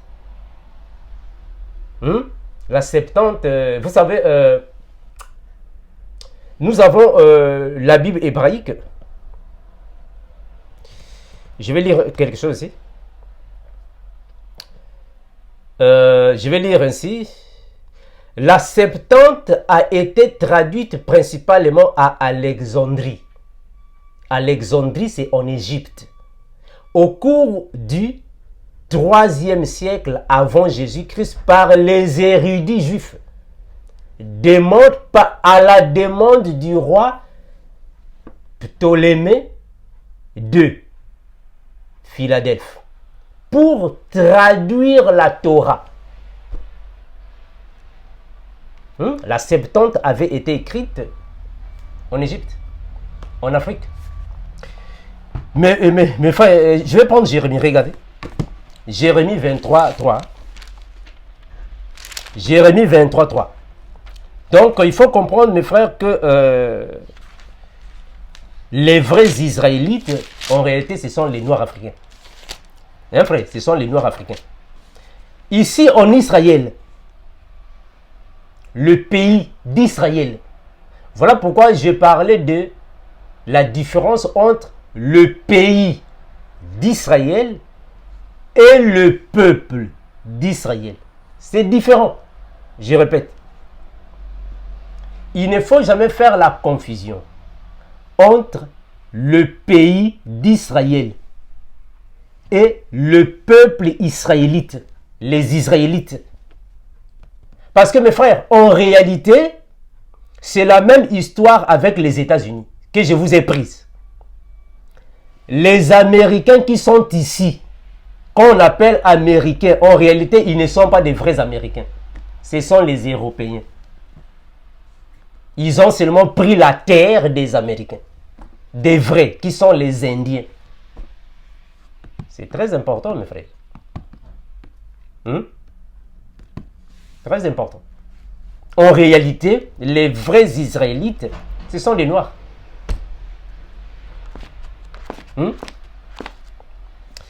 Jérémie 23, 23. Regarde, parle. Jérémie 23, le verset 3.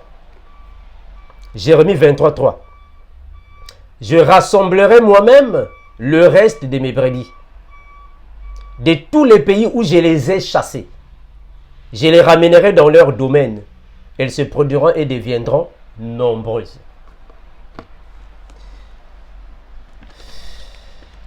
La Bible, on parle, hein, mes frères. La Bible, on parle. Donc, ce ne sont pas les choses que je suis ici en train d'inventer. Je peux prendre des Sophonie. Sophonie aussi, on parle aussi. Ils sont nombreux et qui en parlent. Hein. Vous pouvez lire à la maison pour ne pas prendre beaucoup de passages bibliques. Sophonie, chapitre 3, le verset 10. Sophonie 3, 10. La Bible dit ainsi.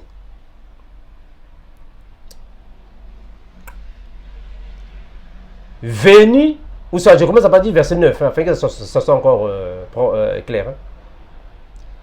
Sophonie 3, 9, 10.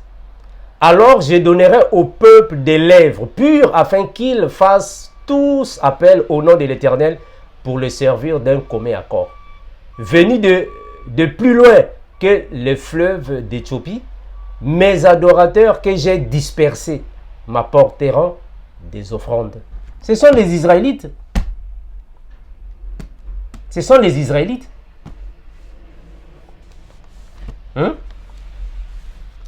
Je répète ça.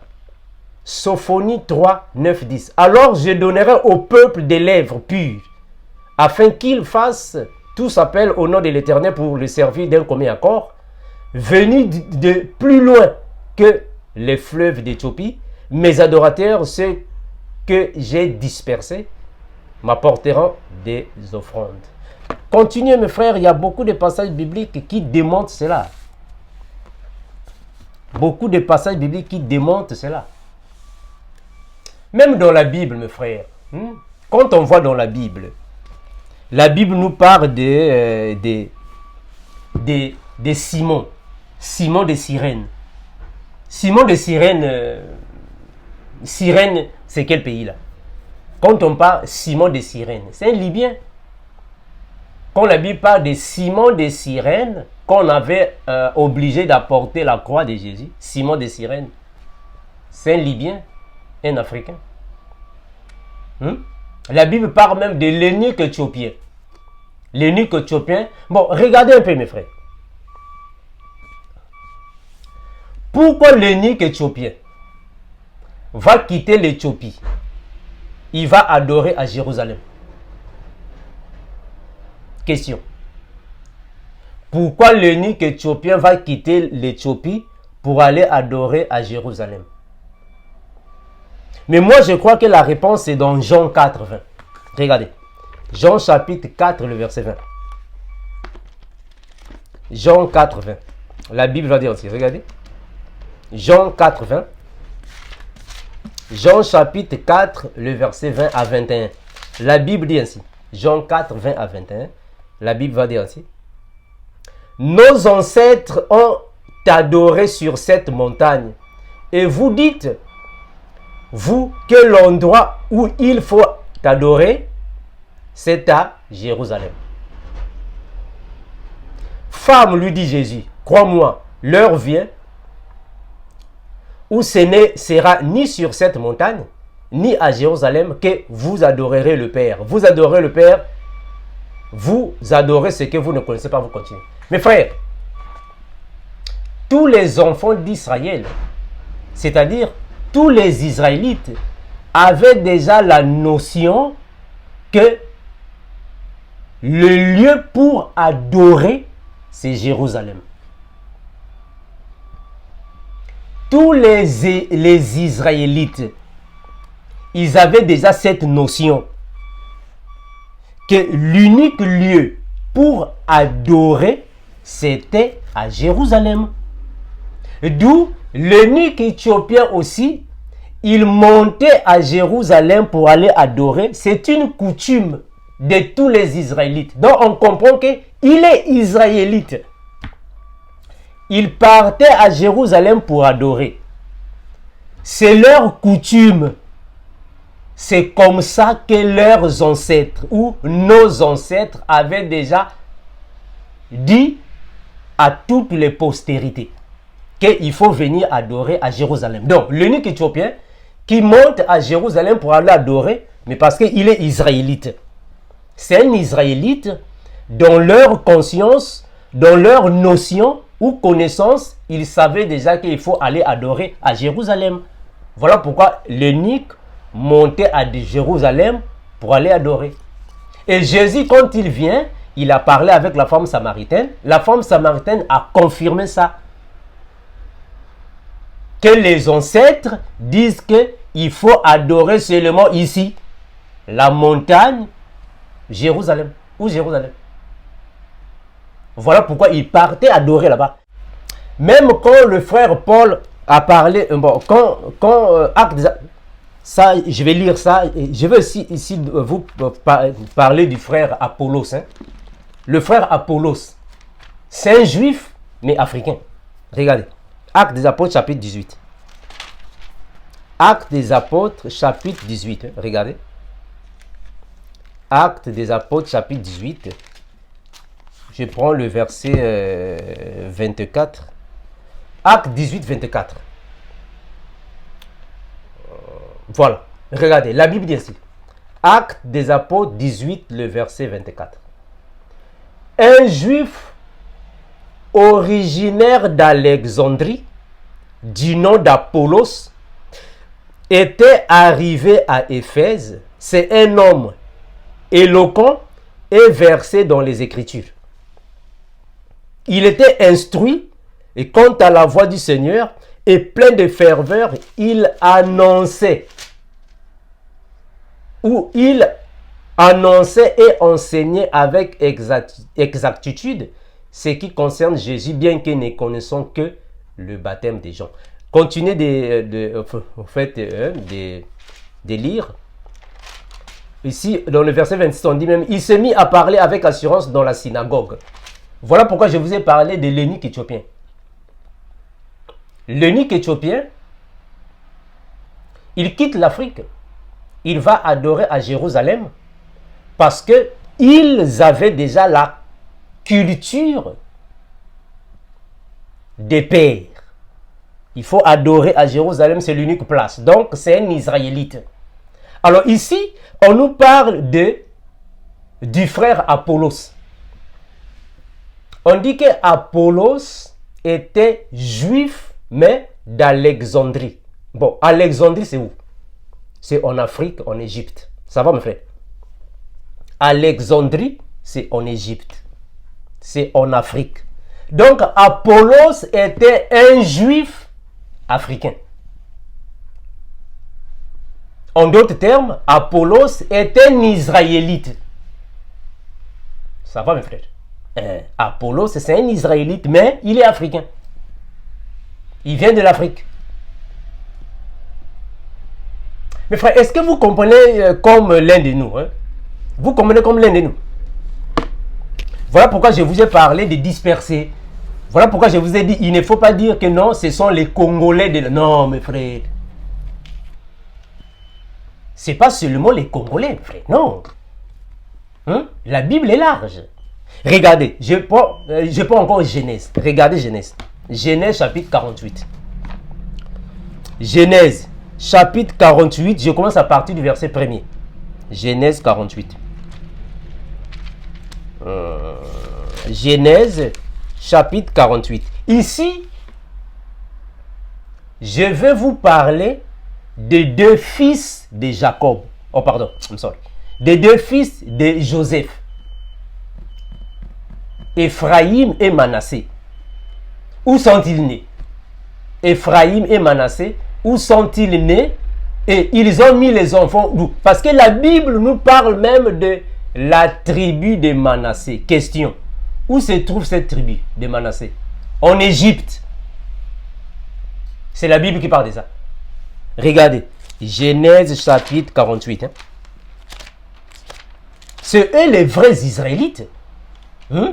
Les enfants d'Israël. Regardez.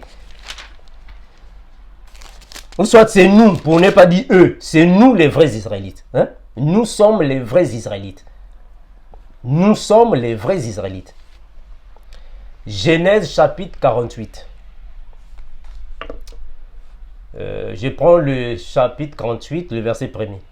Genèse 48, le verset 1er. Après cela, on vint dire à Joseph, ton père est malade. Il prit avec lui ses deux fils, Manassé et Ephraïm. Donc Joseph, quand il était en Égypte, il a eu des enfants, Manassé et Ephraïm. Dans le chapitre que je suis en train de lire, on parle de Manassé et Ephraïm. Je lis un passage ici. On parle de Manassé et Ephraïm. Ça va, frère? On avertit Jacob, on lui dit, voici ton fils Joseph qui vient vers toi. Israël, ou soit Jacob, rassembla ses forces et s'assit sur son lit. Jacob dit à Joseph. Jacob, qui est Israël, il va dire à Joseph.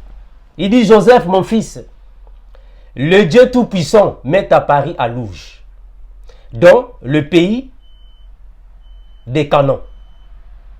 Et il m'a béni. Il m'a dit, je te donnerai des enfants. Je rendrai tes descendants nombreux. Et je te ferai sortir de toi tout un groupe de peuples. Retenez ça, mes frères. Tout un groupe de peuples. Voilà pourquoi j'étais en train de dire que les Israélites, c'est un mélange de peuples. Un mélange de peuples. tout un groupe de peuples, un mélange de peuples. Je vais lire ça dans une autre version de Bible. Ici, je suis dans la version Second 21. Je prends la version Good News Translation. Genèse 48. Genèse 48. Genèse 48. Mais frère, ça, ce sont des choses parfois dans les églises, on ne dit pas ça. C'est-à-dire que on ne parle pas de ces choses. Donc voilà pourquoi les chrétiens, quand ils écoutent les choses pareilles, bon, ils sont un peu troublés là. Mais qu'est-ce qui se passe? Non, mais c'est ça l'histoire. C'est ça l'histoire. L'histoire, c'est ça. Hein, frère? L'histoire, c'est ça. C'est ça l'histoire. 48. Bon, vous allez vous dire, bon, frère Armando, qu'est-ce que nous allons faire de l'histoire? Oh, mais il y a des gens qui veulent augmenter leurs connaissances. Il y a des frères qui veulent augmenter leurs connaissances. Donc, nous devons leur transmettre ces connaissances. Bon, maintenant, vous, si vous êtes encore des chiens qui aboient devant les caméras, bon, restez. Ça ne vous concerne pas.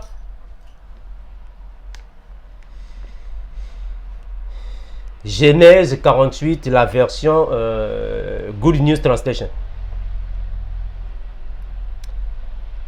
Après ces événements, on avertit Joseph que son père était malade. Il partit avec ses deux fils, Manassé et Éphraïm. Lorsqu'on annonça à Jacob que son fils Joseph venait lui rendre visite, il fit un effort et s'assit sur son lit.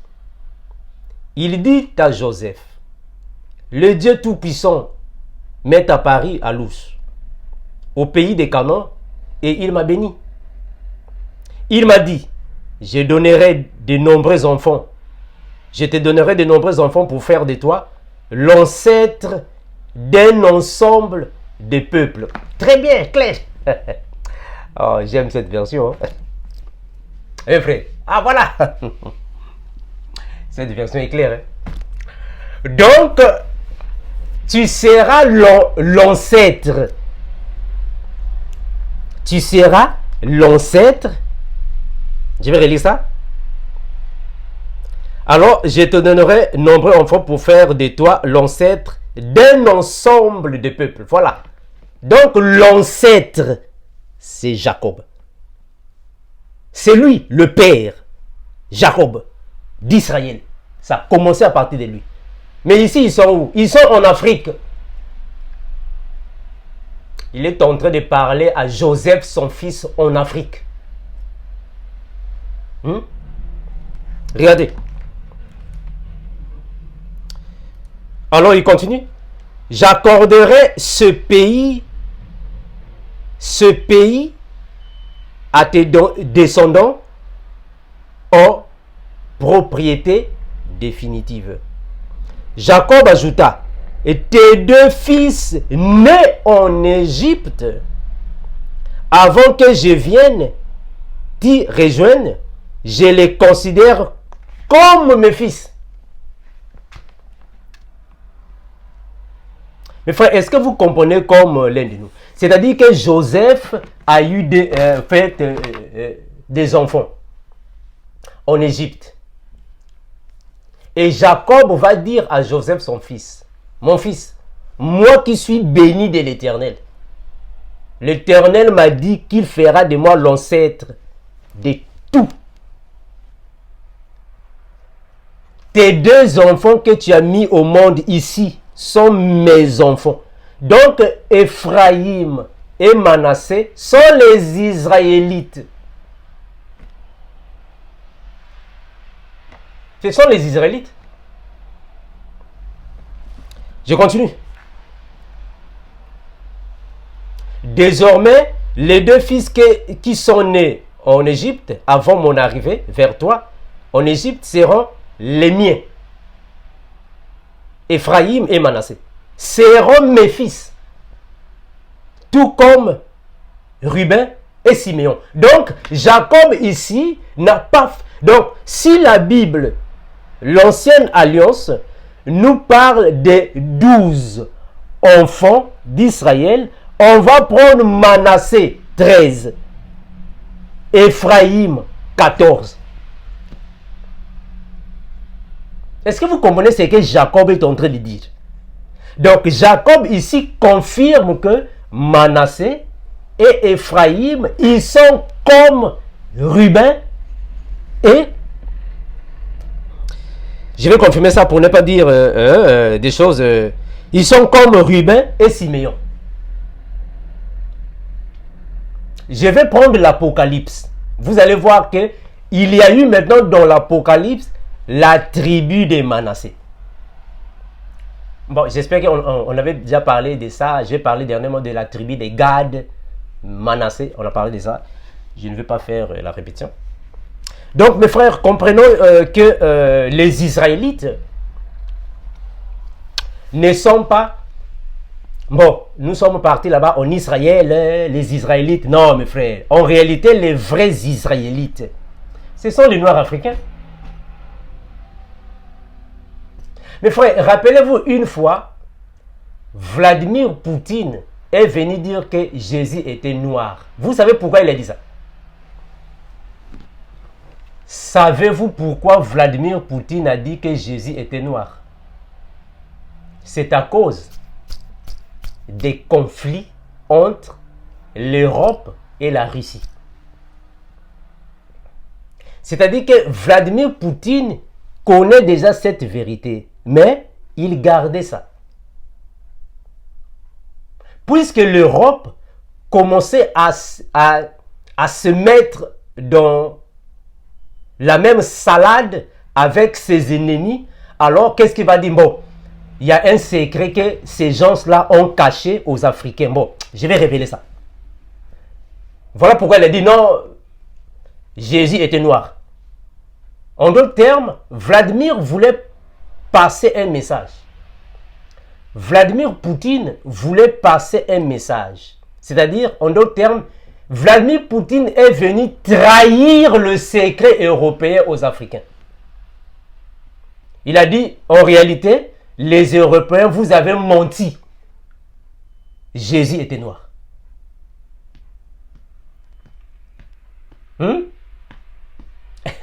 Je regrette ma mère, comme ma mère était en vie.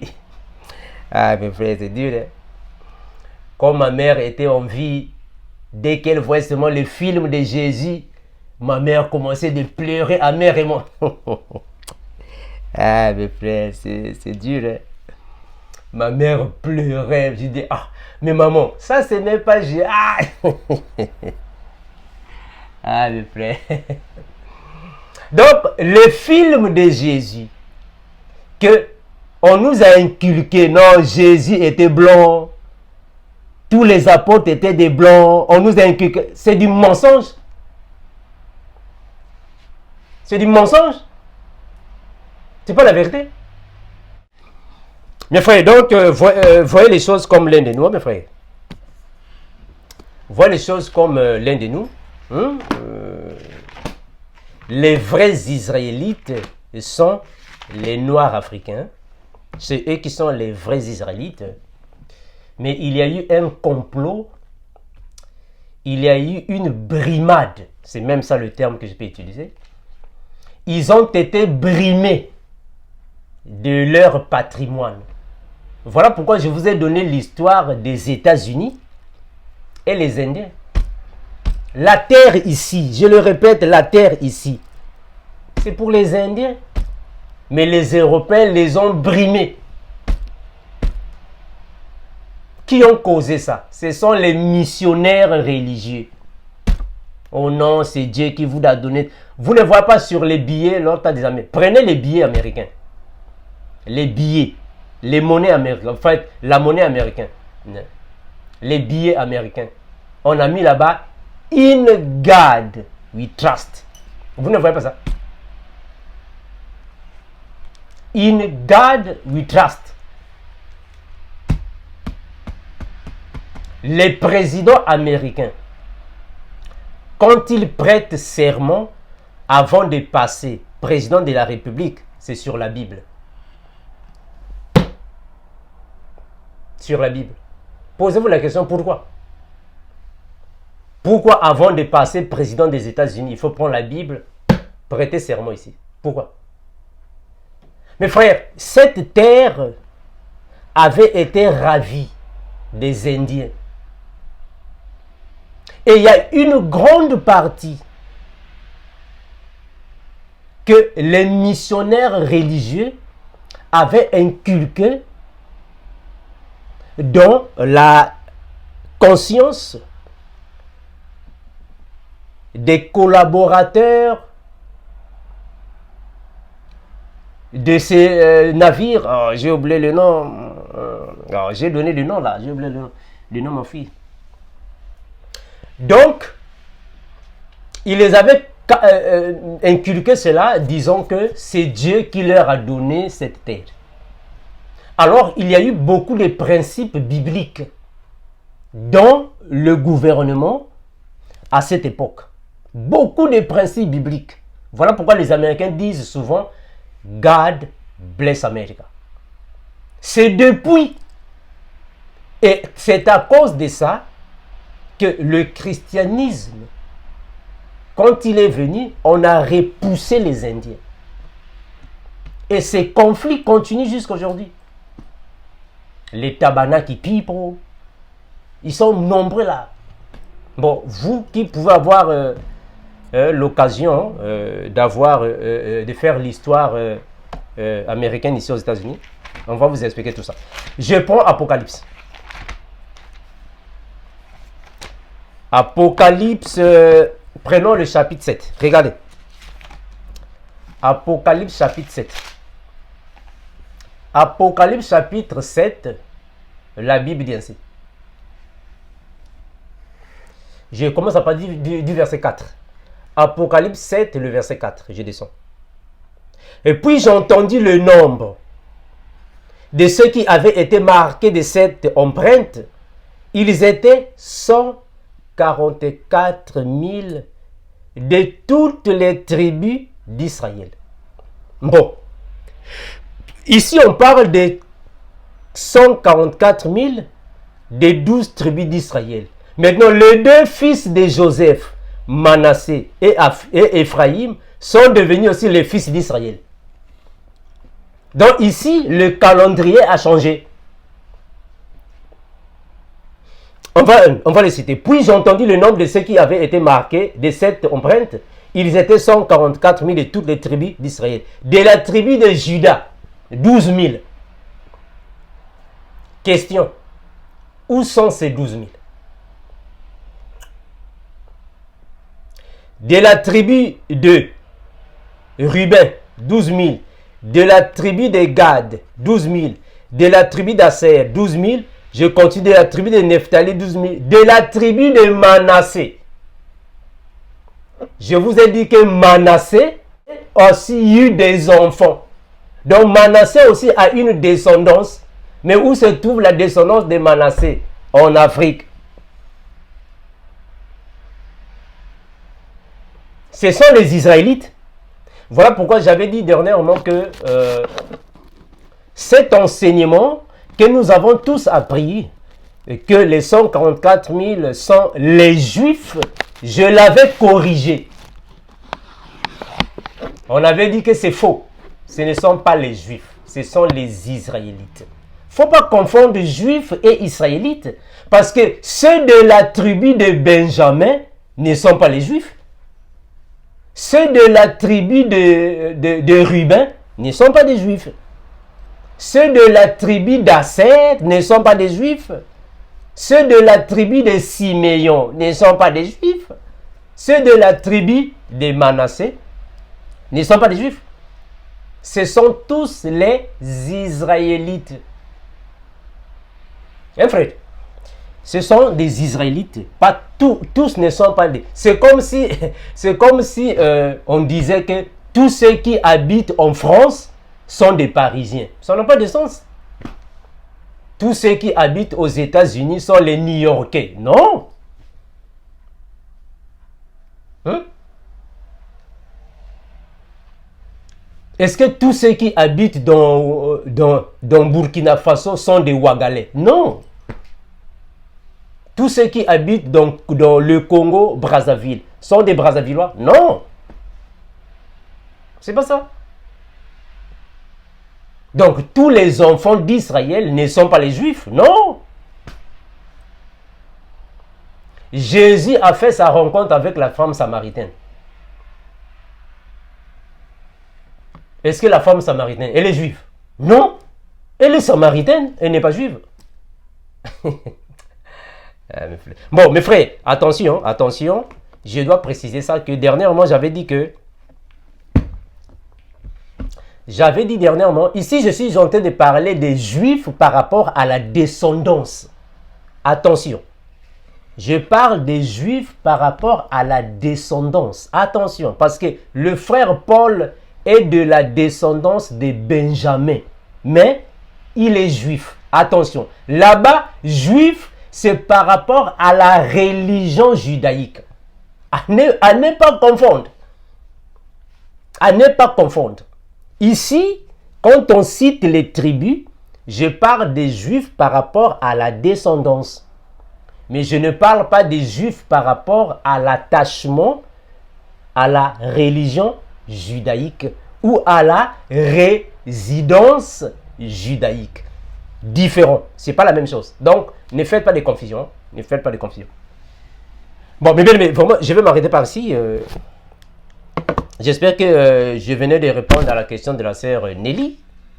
Si la sœur Nelly a encore d'autres questions, vraiment, c'est avec tout le plaisir du monde que nous reviendrons ici pour décortiquer les choses, pour en parler, parce que nous sommes clairs dans ce que nous disons. J'étais précis de dire que ne faut pas faire des confusions entre le pays d'Israël et le peuple israélite.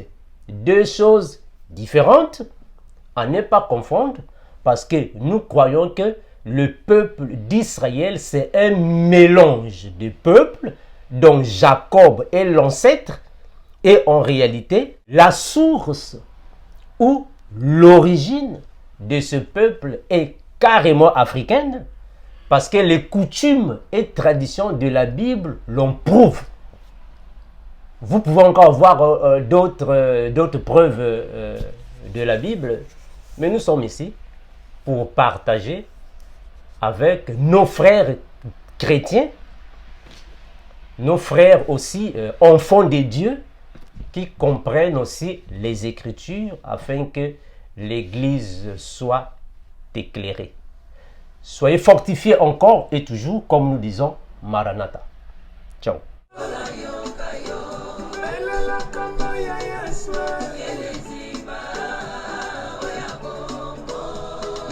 L'amour de Christ n'a pas de fin pour le salut. Et ce qui ne manque jamais au temps de la détresse. À lui soit le règne, la puissance.